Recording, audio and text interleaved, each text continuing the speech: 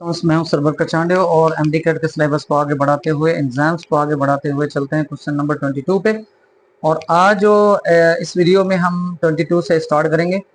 तो चलते हैं बिना ताखीर के चलते हैं क्वेश्चन की तरफ। और क्वेश्चन नंबर 22 में क्या कहा गया है? Dear students, which of the following comprises an inorganic ions. तो डियर स्टूडेंट्स, यहाँ पे पूछा गया कि इनऑर्गेनिक आयंस के साथ कौन कंप्राइज करता है। तो डियर स्टूडेंट, आपको खुद को पता है, अगर हम जब भी बात करेंगे कोएंजाइम की तो ये ऑर्गेनिक के साथ होता है, ठीक है।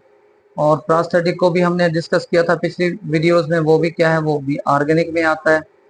एक्टिवेटर जो आता है डियर स्टूडेंट्स, वो इनऑर्गेनिक में आता है क्योंकि ये मिनरल्स आयंस पे कंसिस्ट करता है। तो answer will be C. Okay जी, चलते हैं क्वेश्चन नंबर 23 पे।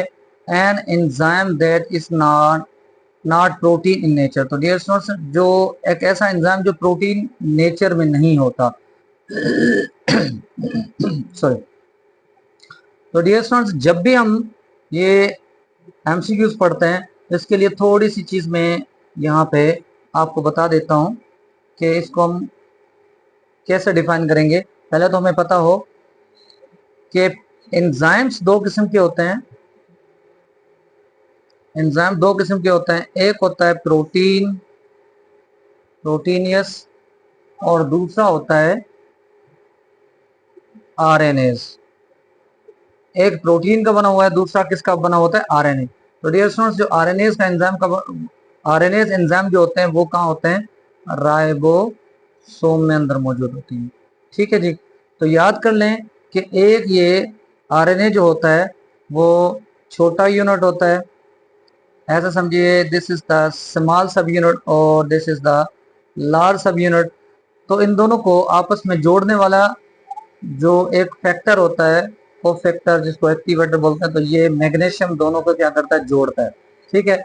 अब आपको पता है कि जब टीआरएनए आता है तो टीआरएनए के पास क्या होगा, टीआरएनए के पास डियर स्टूडेंट्स उनके पास अमीनो एसिड्स होते हैं, ठीक है। वो उनके पास अमीनो एसिड्स होते हैं, तो यहाँ पे उनका एक अमीनो एसिड होता है, जो भी अमीनो एसिड हो, तो एक अमीनो एसिड और दूसरे अमीनो एसिड के साथ जो चेन बनती जाएगी, यहाँ आकर एक अमीनो एसिड आया, फिर ये दूसरा अमीनो एसिड आया, तो एक एंजाइम है यहाँ उन दोनों को आपस में मिलाने का काम कर रही है और क्या बना रही है, पेप्टाइड लिंकेज बना रही है, ठीक है। कहाँ पे, राइबोसोम में। आरएनए बेस्ड वो एंजाइम होती है, पेप्टाइड बॉन्ड बनाती है, ठीक है जी। तो उस पेप्टाइड लिंकेज से क्या होगा, उस पेप्टाइड लिंकेज से ट्रांसलेशन का प्रोसेस होता है। तो डियर स्टूडेंट्स, याद कर लें, ट्रांसलेशन में एक एंजाइम होती है जिसको हम कहते हैं peptidyl transferase enzyme. Peptidyl transferase enzyme एक ऐसा एंजाइम होता है जो राइबोसोम में अंदर पाया जाता है, जिसको हम आरएनए बेस्ड एंजाइम कहते हैं।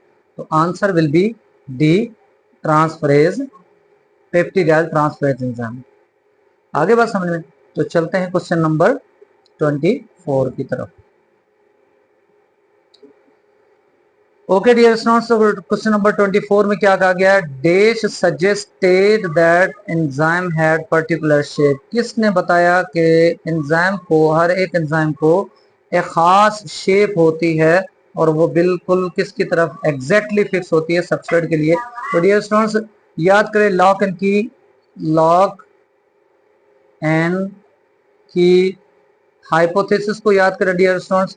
और यहाँ पे हम क्या पढ़ेंगे, यहाँ देखें जरा, ये एक एंजाइम की शेप है, ये देखें एंजाइम, और इनके जो है वो सबस्ट्रेट मॉलिक्यूल की ये शेप है, ये देखें जरा, सबस्ट्रेट मॉलिक्यूल, ये एंजाइम सबस्ट्रेट मॉलिक्यूल, ये एंजाइम सबस्ट्रेट मॉलिक्यूल। तो डियर स्टूडेंट्स, ये दोनों आपस में क्या कंप्लीमेंट्री हैं, दोनों आपस में क्या कंप्लीमेंट्री हैं। ये किसने कहा था, ये लॉक एंड की मॉडल ने पेश किया था। और लॉक एंड की मॉडल दिया किसने था डियर स्टूडेंट्स, तो वो दिया था ईमेल फिशर ने। तो आंसर विल बी सी, ठीक है स्टूडेंट्स। तो चलते हैं डियर स्टूडेंट्स क्वेश्चन नंबर 25 की तरफ। Allosteric enzymes have dash side. तो डियर स्टूडेंट्स, एलोस्टेरिक वो एंजाइम होती है जो एक्टिव साइड से दूर होती है, away from the active side. तो ये सामने वाली एक्टिव साइड है और ये जो है पैसिव साइड जिसको हम कहते हैं एलोस्टेरिक। तो दो साइड्स होती हैं, तो इसलिए आंसर जो होगा डियर स्टूडेंट्स इसका होगा 2। और क्वेश्चन नंबर 26 में डियर स्टूडेंट्स क्या कहा गया है? In question number 26 according to dash model, ठीक है, the active side of enzyme is modified. याद रख लें इस टर्म को, as a substrate interact with enzyme. Dear students आपको खुद को पता है कि यहाँ पे मॉडिफिकेशन की बात हो रही है, कि यहाँ पे थोड़ी सी एक बात मैं करता चलूं।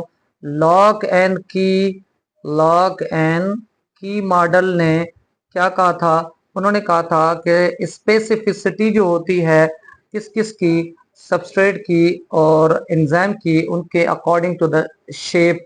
तो शेप जो है, जो शेप की बात करेंगे तो उनको स्पेसिफाई जो करेगा वो लॉक एंड की करेगा, ठीक है जी। और यहाँ पे लिखा हुआ है मॉडिफाइड, तो डियर स्टूडेंट्स जो मॉडिफाइड वर्जन है लॉक एंड की का वो है इंड्यूस फिट मॉडल, ठीक है। तो पहले तो correct option induce fit model होगा क्योंकि उन्होंने मॉडिफिकेशन की बात की है, ठीक है। और मॉडिफिकेशन किस लिहाज से होती है? लॉक एंड की मॉडल ने कहा था कि एंजाइम जो है वो लॉक है और वो रिजिड शेप में है और जो सबस्ट्रेट है वो की है। लेकिन ईमेल फिशर के बाद जब कोशलैंड आए, उन्होंने इंड्यूस फिट मॉडल दिया, तो उन्होंने थोड़ी सी अल्ट्रेशन की थी इस मॉडल में, जिसको हम कहते हैं मॉडिफाइड। ये जो लॉक एंड की मॉडल जो है वो मॉडिफाइड मॉडल है ये, जिसका दूसरा नाम है इंड्यूस फिट मॉडल, ठीक है जी। इन्होंने इस इंड्यूस फिट मॉडल में क्या कहा था? इन्होंने कहा था एंजाइम जो है वो फ्लेक्सिबल है, और लॉक एंड की मॉडल वाले ने कहा था वो रिजिड है, ठीक है। तो ये रिजिड और इनको याद कर लें। और एंजाइम क्या है? ये फ्लेक्सिबल। एक तो फ्लेक्सिबिलिटी की बात कर ली, और दूसरी बात एंजाइम को उन्होंने की कहा था, लॉक नहीं कहा था। और फिर क्या कहा था उन्होंने? लॉक का। और दूसरी बात इन्होंने कहा था कि ये हैंड एंड ग्लव्स की तरह काम करता है, ठीक है। हैंड्स एंड ग्लव्स की तरह ये काम करता है। अगर ग्लव्स में अपने हाथ डाल देते हैं, फिर वो फ्लेक्सिबिलिटी की तरह, अगर हम उनको जो फ्लेक्सिबिलिटी की तरह मूव दें, तो डियर स्टूडेंट ये उन्होंने कहा ये हैंड एंड ग्लव्स की तरह काम करता है। कौन? Induce fit model. तो ये सारे के सारे उसके एमसीक्यूज बनते हैं, किसके? इंड्यूस फिट मॉडल के। तो चलते हैं क्वेश्चन नंबर 27 की तरफ। तो dear students question number 27 according to the key and lock model enzymes act as। तो डियर स्टूडेंट्स यहाँ क्या कहा गया? की लॉक मॉडल के तौर पर, ठीक है। तो उन्होंने पूछा कि अकॉर्डिंग टू की एंड लॉक मॉडल। तो यहाँ देखें जरा, की और लॉक मॉडल के तौर पे एंजाइम कैसे काम करेगा। तो अभी मैंने आपको बताया की लॉक के तौर पे, अगर इसको थोड़ा सा देख लें तो ये ईमेल फिशर ने कहा था कि एंजाइम जो है हमेशा लॉक की तरह काम करता है, क्योंकि इसकी जो शेप होती है वो रिजिड होती है, ठीक है। और इनकी शेप रिजिड भी होती है, और इनकी शेप जो है वो कंप्लीमेंट्री होती है। किसकी? जो सबस्ट्रेट मॉलिक्यूल होता है उसकी कंप्लीमेंट्री होती है, जिसकी वजह से हम उसको क्या बोलते हैं? उसको ब्लॉक बोलते हैं, ठीक है जी। Question number 28, the effect of reversible competitive inhibitor. Reversible competitive inhibitor can be neutralize, ये न्यूट्रलाइज हो रहा है बाय इंक्रीजिंग कंसंट्रेशन ऑफ। तो डियर स्टूडेंट्स यहाँ पे देखें जरा, रिवर्सिबल कम्पिटेटिव इनहिबिटर। तो डियर स्टूडेंट्स यहाँ देखें, ये एक्टिव साइड है। जब भी कोई चीज इनहिबिटर के तौर पे इस एक्टिव साइड में फिक्स हो जाती है, तो वो न्यूट्रलाइज करती है, या वो इनहिबिट रेट ऑफ रिएक्शन कर देती है।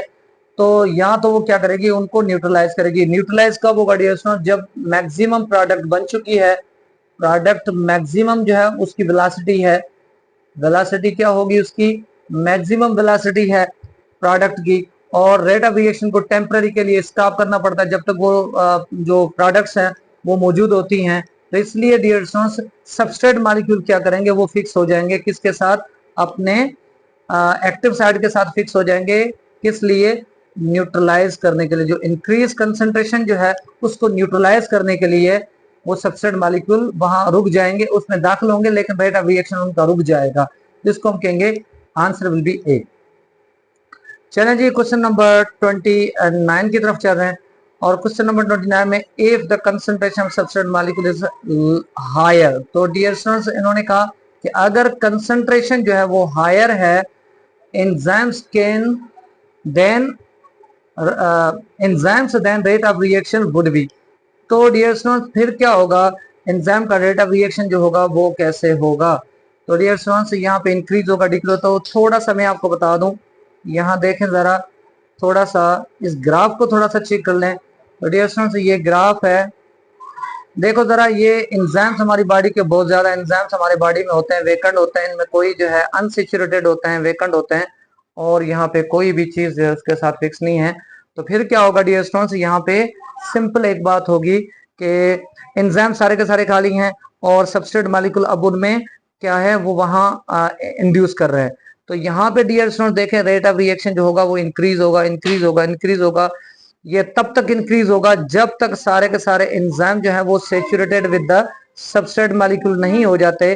जब सबस्ट्रेट मॉलिक्यूल के साथ सेचुरेटेड हो जाएंगे तो फिर क्या हो जाएगा, फिर वहां पे जो रेट ऑफ रिएक्शन होगा वो कांस्टेंट चलेगा। लेकिन यहां से 0 से लेकर x तक की अगर बात करूं, 0 से लेकर x तक की बात करूं, तो यहाँ पे क्या होगा, increasing the rate of reaction हुआ, तब तक ये इंक्रीज होता रहेगा जब तक एक खाली भी एंजाइम की एक्टिव साइट वेकेंट ना हो। जब सारे के सारे एंजाइम के एक्टिव साइट जो है वो फिक्स हो जाएंगे along with their substrate molecule, तो रेट ऑफ रिएक्शन जो होगा फिर वो कांस्टेंटली वो चलता रहेगा, चलता रहेगा, चलता रहेगा। ठीक है, तो answer will B A, increasing the rate of reaction. ठीक है जी। अगर क्वेश्चन नंबर 30 की अगर हम बात करते हैं डियर स्टूडेंट्स, तो कुछ in question number 30 optimum pH of enterokinase. तो डियर स्टूडेंट्स ऑप्टिमम पीएच जो इसकी बात करते हैं तो 7 से लेकर 8 के दरमियान में ये पड़ती है ऑप्टिमम एंटीरोकाइनेस एंजाइम। तो इसको हम डियर स्टूडेंट्स हम कहते हैं ये स्लाइटली बेसिक है, क्योंकि 8 जो है वो इतना ज्यादा स्ट्रॉन्ग बेस नहीं है, तो इसको हम स्लाइटली बेस कह सकते हैं। तो इन question number 31, which of the following properties of amino acids is affected by the changing in pH। तो डियर स्टूडेंट्स जब भी हम एंजाइम की बात करते हैं, जब भी हम प्रॉपर्टीज की बात करेंगे, तो डियर स्टूडेंट्स इसको हमने टर्शरी एंजाइम, टर्शरी स्ट्रक्चर इसको हम कहते हैं। और टर्शरी स्ट्रक्चर में जो बॉन्ड्स होते हैं डियर स्टूडेंट्स, टर्शरी स्ट्रक्चर में जो बॉन्ड्स होते हैं वो कॉमनली 3 बॉन्ड्स होते हैं। एक तो होता है उसका हाइड्रोजन बॉन्ड, ठीक है जी। तो यहाँ पे मैं हाइड्रोजन बॉन्ड की बात करता हूं, एक है हाइड्रोजन बॉन्ड, दूसरा उनका जो है वो डाइसल्फाइड बॉन्ड, डाइसल्फाइड बॉन्ड होता है, और तीसरा जो होता है डियर स्टूडेंट्स उनका आयोनिक बॉन्ड होता है। तो डियर स्टूडेंट्स यहाँ पे समझने वाली बात यह है कि अगर मैं बात करूं थर्मल चेंज की, if there is a thermal change in the enzyme, तो डियर स्टूडेंट्स सबसे पहले थर्मल चेंज की वजह से हाइड्रोजन के बॉन्ड ब्रेक करना शुरू करेंगे। ठीक है, ड्यूरिंग द डीनेचुरेशन, तो सबसे पहले जो हाइड्रोजन की लिंकेज होगी, बॉन्ड्स होंगी, वो ब्रेक करेंगे, क्योंकि वो थर्मल सेंसिटिव होते हैं बहुत ज्यादा। अगर दूसरे नंबर की बात करूं तो सबसे लास्ट में जो ब्रेक होंगे वो डाइसल्फाइड बॉन्ड होंगे, डाइसल्फाइड बॉन्ड होंगे, डाइसल्फाइड बॉन्ड। तो यहाँ पे अगर दोनों क्या करेंगे, दोनों आपस में थर्मल चेंज की वजह से ये क्या होगा, इनमें कोई भी चेंजेस जो आएगी थर्मल चेंज की वजह से आएंगी, टेम्परेचर की वजह से, तो हाइड्रोजन बॉन्ड भी ब्रेक होंगे और डाइसल्फाइड बॉन्ड भी ब्रेक हो जाएंगे। लेकिन अगर मैं बात करूं, यहाँ पे इन्होंने पूछा है आयोनाइजेशन का, इन्होंने पूछा है पीएच का। तो डियर स्टूडेंट्स जब भी पीएच की बात करेंगे तो आयोनाइजेशन, जो आयनिक बॉन्ड होंगे वो ब्रेक हो जाते हैं, आयोनाइजेशन चेंज हो जाती है। तो फिर पीएच जो होगी उनकी, पीएच में कोई भी चेंज आएगा तो इनके जो बॉन्ड्स होंगे, आयोनिक बॉन्ड्स, वो ब्रेक हो जाएंगे। तो फिर मिलते हैं किसी नई वीडियो के साथ, तब तक इजाजत, अल्लाह।